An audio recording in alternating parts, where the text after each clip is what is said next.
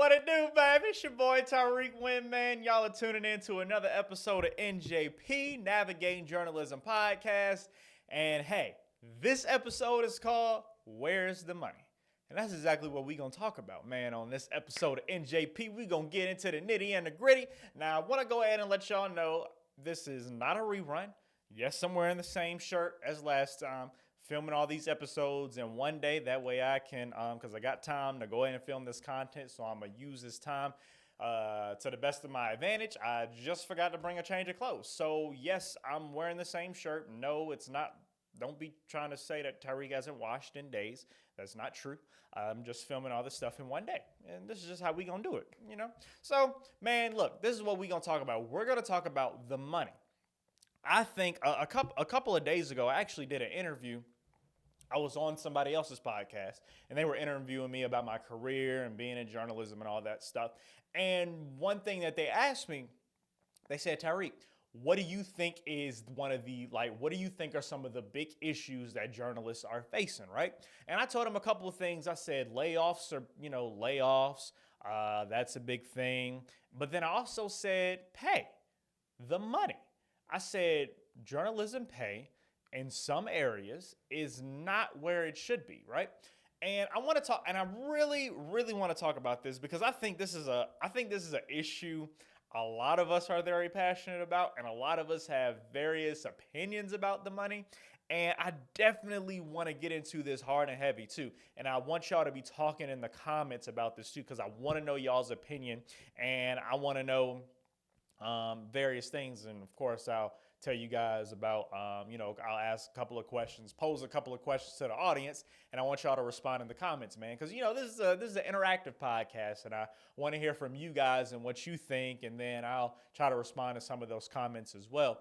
But we're talking about money, right? So when it comes to the pay in journalism, I will say one thing that I did not realize while I was in school, I don't remember anybody telling me that the pay wasn't exactly like that. I wasn't going to be satisfied with the pay, or the pay wasn't as good as we thought it was going to be. Because when I was in school, right, I think senior year came, right? And when senior year came, of course, I'm putting out my reel, putting out all this stuff, sending out filling out applications, sending out my resume, putting my reel on YouTube, LinkedIn, all this good stuff, right? To get news directors to respond, general managers, all that stuff, hiring manager, everybody who's making the decisions at these news and television stations. Because I was trying to, even though I did have Wynn Productions, LLC, I didn't have the studio or none of this stuff. Obviously, this stuff was a goal, but people were trying to figure out exactly why I was applying for a job and stuff, because I still had a passion. I still had a strong passion for news, even though I had my own business, and I still wanted to do news, right? So I went ahead and applied for a couple of positions, right? And I applied for some positions, and when it came time, I did get accepted for a whole lot of positions, and I actually had almost around 100 and something offers from various stations across the country. And I just thank God for that many people actually were interested in me. It was crazy, man. So I was definitely thankful and grateful for that. But I'll tell you this, when I did, a couple of the positions that I did apply for, that I did get accepted to, I talked to some people, and they sent me the money, and I was like, am I going to be I hope this is going to be my monthly pay, because if this is my yearly pay, this ain't going to work. This is not really the math ain't mathing, okay? and I'm being real, because I'll tell you, some of the offers that I got were between 25,000 to 32,000. So somewhere up in between that area. And then I did get one good offer that one was actually 50 G's. That was $50,000. And that was for me to be a news anchor and also the assistant news director as well. That was the highest offer that I got. So I did get those. I did get a whole, I got one, that was the biggest one, which is still not that much money. I mean, it's money, but it's not a whole bunch of money. It's not enough money for my lifestyle. Let me just say that, because that may be a lot of money to some people, or that may not be enough money to a lot of people. But it wasn't enough for my lifestyle. I'm gonna just say that. And we're talking between 20,000 and 30,000 for like were some of the things that I got offered. That definitely wasn't enough to upkeep my lifestyle and where I was at and stuff and where I was at within life. And one thing my dad did before I started my journey, one thing my dad did was, and this is why I love dad so much. So dad actually sat me down, and him and I had a very hefty father and son talk. And when we had this father and son talk, he was sitting me down telling me, okay, son, if you decide to take a job at a television station and you decide to move away from Atlanta, these are going to be some of your expenses based on you and who you are. Because he was like, I know my son. So he was like, these are going to be your expenses. This is what you're going to have to pay for. And then in each and every city, you also need to look at the cost of living and then factor that in and figure out exactly what you need to do. And so some of the things he sat me down with, he sat me down. We talked about, first we went through like bills. He was like, these are the standard bills that you're going to have. He was like, these bills might range between these prices and stuff like that. So he sat me down with that. He was like, this is how much it's going to cost if you decide to get a new car when you move away. This is what, this is how much you're going to be paying. These are some of the car brands that you like that you're interested in. He was like, if you also decide to, he was like, with rent, he was like, if you're moving to a major city, know that the rent is going to start at this number, right? So we went through all of those things, and basically that really helped me because it was a design and like not a design, but it just gave me a clear picture on how much money I was going to be spending on a monthly basis, right? So I know how much I'm going to be spending on a monthly basis. And then once I get that offer from that station, I know that this is how much they're going to be paying me a year. This is what this is divided into this, divided by 12 months in a year and stuff like that. So, and that's how we had it. And when we went through that, like I said, it really helped me, and I got these offers, and I actually did the math, like each and every single offer that I got, I did the math based on this thing that Dad and I sat down and created for my expenses, my expense sheet. And I did it, and like I said earlier, the math wasn't mathing, yo.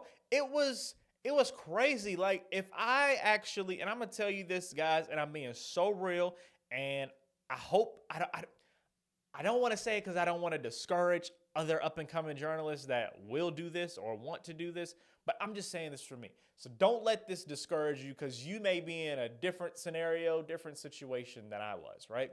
But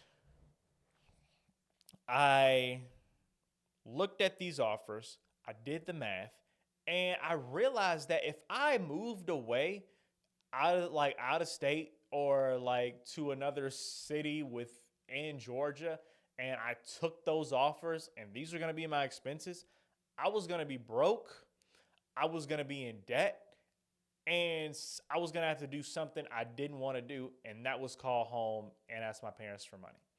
Those are three things I never want to do in my lifetime. One thing, I never want to be broke, never want to be way in debt, and I never want to have to call home and ask my parents for money. After all they've done for me in my life, they've been providing for me for, well, I say 18 years, but 23 years, because my parents are awesome. But they've been providing for me for this long, and then I'm going to turn around and ask them for money? What? No, I wouldn't, me personally, I just wouldn't feel good about doing that to them, right? Especially like all that they've done for me, right? So that's how I felt about that, because it was certain cities that had good positions. Like, I mean, people wanted to put me at the anchor desk right out of college, man. And I mean, I was all for that. It was just the money just wasn't there where it needed to be. It was actually a couple of different, it was like the money was the main thing, right? And then also like some of the cities, like I wasn't familiar with some of these cities, and I'm like, I don't know if I can move to a city I don't really know like that, and I don't know nobody out there.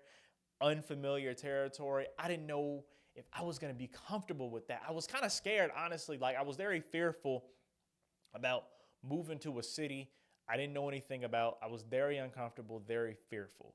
And and I'm being transparent with you guys. I know I always like to say, you can't be scared and stuff, but I mean that was just something I was scared of. I was very fearful about moving away to a place I didn't know at all. Like it was a place out in California. I got an offer at, never even heard of this city, and I was like, I'm scared. I'm scared. I cannot move out there.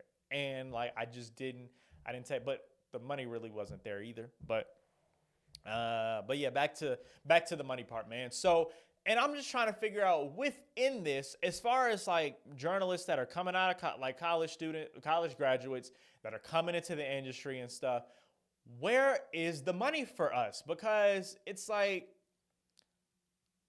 where is it? Like, I just want to know. Please comment in the comment section. What I want to know is I want to know for y'all, some of the vets out there who actually had to go through this, and some of the vets out there, and I've talked to a couple of mentors. There were some mentors who were making $18,000. $18,000. I'm talking less than 20 G's, a year in their first job. So what I want to know is, and I would love, actually, I have to bring on a guest too to talk about this, but what I want to know in the comments, if it was your first position and you weren't really making enough money, like the money that you thought that you should be making and stuff, please explain to me how you navigated that, because this is Navigating Journalism Podcast, talking about navigating this industry. I want to know, how did you go about budgeting, managing your money, making ends meet? Like, were you living from check to check? Did you have to call home and ask for money? Did you have to, I hate to say it, well, did you have to live in the hood? Like, because the cost of living wasn't that expensive in whatever city you were, because the cost of living was expensive in whatever city you were in. Like, I want to know what you guys did, because this is a challenge that a lot of like people who are getting their first job or maybe even their second or third job have to go through. And I'm gonna be honest, like for me, like I was just kind of clueless. Like I didn't know what to do. And which is why since I didn't know what to do, which is why I didn't take any positions at a regular typical television station as a reporter or anchor or MMJ or whatever, because I was fearful, and I was very fearful about going in debt, very fearful about being broke. I've never been broke. I've never been in debt like that. And that would have been unfamiliar territory for me.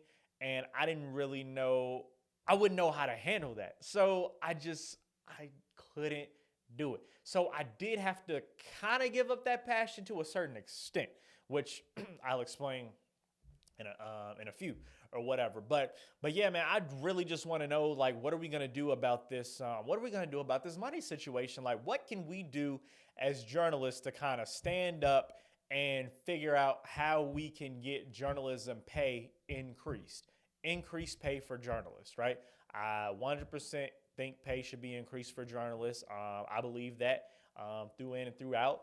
And the only thing is just figuring out exactly how to go about getting pay increase for journalists, because I want this podcast, of course, I want this podcast to be, some informative, to inform you guys about navigating the journalism industry, but I also want this podcast to make a difference. I want some changes to be made within the industry. And this is one of the big changes that I would like to see take place, is journalism pay increase for, any job, whether it's your first job, your fifth job, whatever the case may be. I want to see journalism pay increase for people, because you're working as a journalist, even as MMJ, a lot of stations have got rid of their photographers, videographers and stuff. So if you sign on to a station and you're an MMJ, you're filming, you're editing, you're going on air, you're doing the interviews, you're writing the script, you're doing the voiceovers, you're doing everything by yourself, right? You're only getting one paycheck. You're not getting several paychecks. So that's why I'm kind of like, the more work I'm doing, I feel like the more I should be getting paid. Like if I have to film the story and also go on air, that's two people's jobs. I should be getting two people's paychecks. That's just my opinion. That's what I think. Let me know what you guys think. Like, and I mean, and don't get me wrong, there is absolutely nothing wrong with being an MMJ because I mean, I was an MMJ in school and stuff, and in college and stuff. And there's nothing wrong with that. But it's just like if I'm doing all this work, my paycheck needs to reflect that, and that's just on period. And I mean, that's what I believe, and that's just how I feel.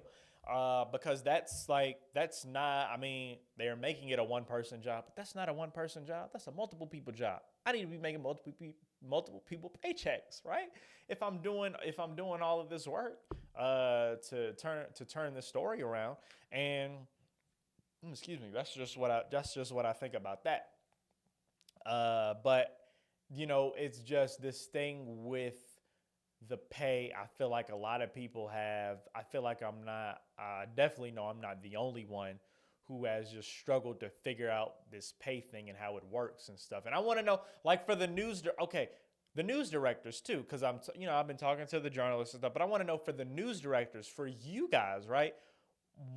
Please, somebody, a news director, general manager, hiring manager, whatever the case may be, please comment in the comment section. Can you guys explain why why pay isn't necessarily where it should be or where we want it to be? I would definitely like to know, and I would actually love to bring on somebody on a higher up level on the podcast to talk about pay and just figure out what's going on with it and why it is what it is and stuff like that. Just to figure it out, because especially like nowadays with inflation, cost of living is going up. Like pay needs to be up too. You know what I'm saying? I mean, it just makes sense, right? And so I just think that this is definitely a serious conversation that needs to be had, and it needs to be had very soon, because there should be no reason, in my opinion, any journalist should be making less than 50 G's. I mean, that's just what I think. I mean, that number may be a lot high, but that's my opinion. I mean, comment your opinion. What do you think? What should be, that's what I want to know. For everybody out there, what should be the starting salary for any journalist, no matter what city, what state, what station, company, whatever? I just want to know a base minimum salary. What do you think what should be the least amount a journalist should make? Go ahead, put that in the comments. Let me know right now. I want to hear your opinions. Because like I said, this is a conversation. This needs to be talked about. This is a conversation that needs to be had. What can we do to get this pay increase, man? Which is actually why, because I will say for me within my journey, that's why I wasn't looking in smaller markets, because it does have to, and I know pay does have a lot to do with market size, right? Like I was only looking at major cities like here in Atlanta and stuff like that. And they were talking about, oh, we don't hire people right out of college and stuff. And I mean, me personally, I thought I had the talent. And I mean, I'm a news anchor. I'm a national news. I'm a national news anchor, and I'm a anchor here in Atlanta. So I was actually able to end up living out my passion, living out my dream, because I had a lot of people telling me that I wasn't good enough to be a journalist here in Atlanta, in a major city, in a top 10 market.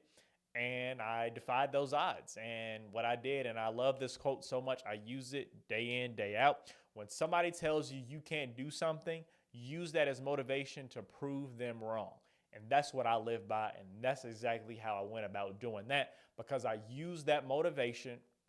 People was telling me I couldn't be an anchor in Atlanta. I used that as motivation to prove them wrong. Next thing you know, I'm a national news anchor right here in my home state. So right here in my home city, home state. And I mean, that's exactly what I did. A lot of people may not agree with that. I mean, hey, that's your opinion. I don't care. I don't care. God bless me. And hey, here I am, and I love being an anchor at iHeartRadio. It's awesome. It's amazing. And I get to do what I love, and I enjoy it so much. I enjoy being at iHeart. One of the reasons I really like iHeart is because not only do I get to be an anchor there, but I also get a chance to have that position because I'm part-time there, which I love being part-time, right? I'm part-time there, which actually allows me to be able to still be a full-time business owner, full-time entrepreneur. And I love that because, I would say that would have been tough too, like taking, if I would have took a full-time position out of state, I don't think Wynn Productions, I wouldn't have my studio right now.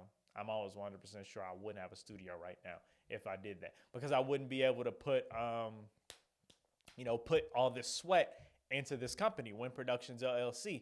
And so I already knew that this is the place I needed to be. Even though I had a passion for news, God opened a door right here in Atlanta for me to be able to stay here in my home city, my home state, and to also be able to run my business simultaneously. And another thing about iHeart doesn't have any issues with me doing other things like my business or doing Fatal Attraction on TV One and hosting TV shows on local television and stuff. If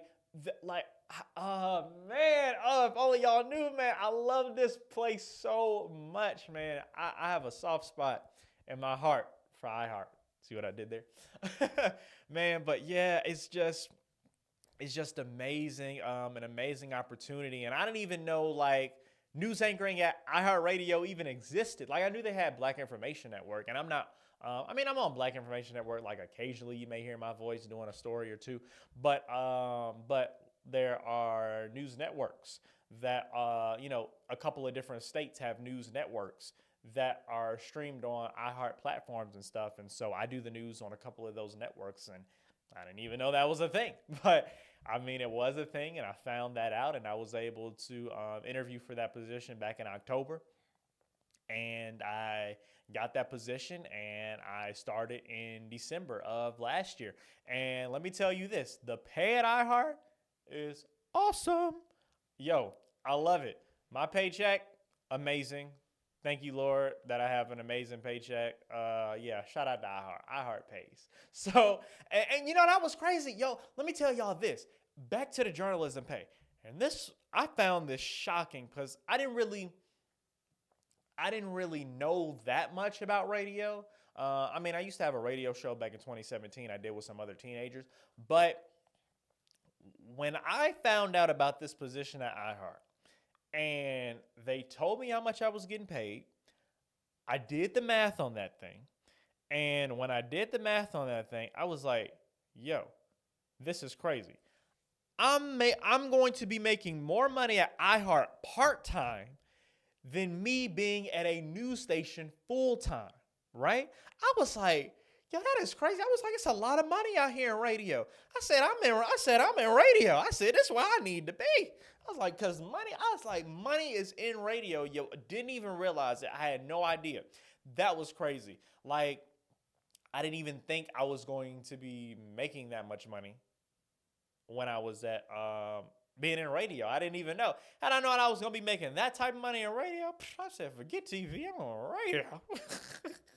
Like, what? Like, radio is where it's at, yo.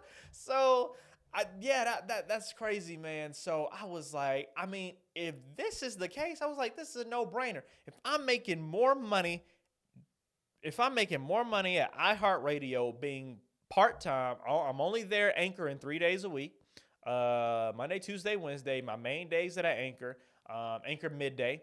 So if I'm anchoring these days, I'm part-time, making the money that I'm making more money there being part-time than I'm making being full-time at a television news station with real long hours and all that stuff, because the hours at iHeart are not bad at all, man. They're not bad at all. But when it comes to like TV and stuff, depending on what happens, there could be some breaking news, whatever the case may be. You may have an 8-hour day. That 8-hour day might turn into a 13-hour day. You never know, depending on what type of news is taking place, or whatever the case may be. So that's pretty much it, man. But that's what we talk about on this episode. Is we talk about money. That's the name of this episode. Where's the money? I want to know where it's at. Why are journalists not getting paid a fair wage? That is what I want to know. And what can we do to change this soon. Because this is a conversation, like I said earlier, this is a conversation that needs to be had, and it needs to be had fast, right? Because journalists should be making a lot more money than what they're making, especially if you're an MMJ and you're doing all of that work by yourself, long hours, tired. You should be making a whole lot of money doing that. Well, that is it for this episode of NJP. Hey, it's Navigating Journalism Podcast. I'm your host, Tyrik Wynn. Man, appreciate y'all so much for tuning in to this amazing episode of NJP. Hey, we got guests coming to y'all very soon. I've already done tons of guest interviews, man, so got a lot of things brewing within this podcast. And also, for my fellow amazing NABJ family, y'all, the conference is coming up. I am so excited about the conference. Your boy will be in Birmingham. I will be in Birmingham, for the NABJ conference. And I will actually be bringing along my podcast equipment because I'm going to be interviewing some of y'all at the NABJ conference. So I already, got everything in mind, how I'm going to set it up and where I'm going to do it at and all that stuff. So if you're watching this right now, you're going to be at the NABJ conference. Please, please, please reach out to me if you want to be on the podcast. I already got a couple of interviews already scheduled that I'm going to do at the NABJ conference. While I'm there, I'm going to be there the whole time from that Wednesday to that Sunday in August. So very excited about NABJ. It's going to be a lot of fun. We're going to have a good time. Amazing big family reunion. I'm so excited about NABJ. NABJ is such a fantastic, fun time of year, man. And I always look forward to the NABJ conference. This will be my third conference, man. And honestly, ever since my first one, I don't plan on missing a conference. Especially, last year we was in Vegas. Vegas was awesome. We was turned out. We was lit, Man, Vegas was fantastic. So I already know that Birmingham is finna be a fun as well, man. And I'm definitely looking forward to seeing all of you guys, my NABJ family, man. And I definitely want some of you guys to be on this podcast, especially if you don't live here in Atlanta. I definitely want to get those of you guys who are out of state, who aren't local. I definitely, you guys will be priority since I just can't go to you guys and get you guys on the podcast. So you guys will definitely be priority when it comes to booking interviews on the podcast, man. So please reach out to me. Send me an email at TyrikWynn@WynnProductionsLLC.com. That's TyrikWynn@WynnProductions with an S on the end, LLC.com. You can send me an email. Or you can reach out to me through Instagram at TyrikWynn.iHeartMedia. That's TyrikWynn.iHeartMedia. Reach out to me on Instagram, send me a DM, and I'll get back with you about getting on the show, man, because I would love to interview you guys, get you guys on the show, dibble and dabble in your business, and see how you navigated the journalism industry and a couple of obstacles that you had to go through. And a lot of you, we want to highlight your successes, of course. And of course, talk about how you got to where you got to, how you got to where you are right now. So we want to talk about all that stuff on NJP. Guys, make sure you go follow me on social media. You can go follow me on Instagram, like I just said, TyrikWynn.iHeartMedia. Also on Twitter, TyrikWynn_TV. On TikTok, TyrikWynn_TV. Threads, because Threads is a thing, right? TyrikWynn.iHeartMedia. Go like my Facebook page, Tyrik Wynn, iHeartRadio as well. And that's all my social media pages. Also, I'm very excited about this. I will have merch coming out soon. So, because hey, this thing is all about, you definitely got to get the podcast monetized and stuff. So I'll be coming out with some NJP gear very soon. So y'all will be able to see that. I'm going to have shirts. I'm going to have joggers, pants, hats, bucket hats, caps, all that good stuff, man. So y'all will have a chance to purchase some NJP merch, man. So make sure you guys definitely get your hands on that when I release that. Stay tuned for my social media for the release date for all of that. And yeah, make sure you guys support the merch and support the podcast. Go ahead, make sure you leave something for me in the comments. What'd you think about the show? What are some other things I should talk about on the show? Please let me know. I love your feedback. Let me know how we can improve here at NJP. And yeah, definitely let me know. Be vocal in the comments. I want to hear from you. And also respond to my questions that I asked you guys as well. And also give this podcast a like too. Make sure you go ahead and hit that like button. That helps me out. It helps out my analytics and all that stuff. So I really greatly appreciate that. Like I said, thank you guys so much for tuning in to this amazing episode of NJP. It's been your boy Tyrik. This is Navigating Journalism Podcast. Guys, it's only up from here. We'll have some amazing, more fantastic guests to come soon. And I can't wait for you guys to see the future episodes of NJP. Thank y'all so much for watching. See y'all next week.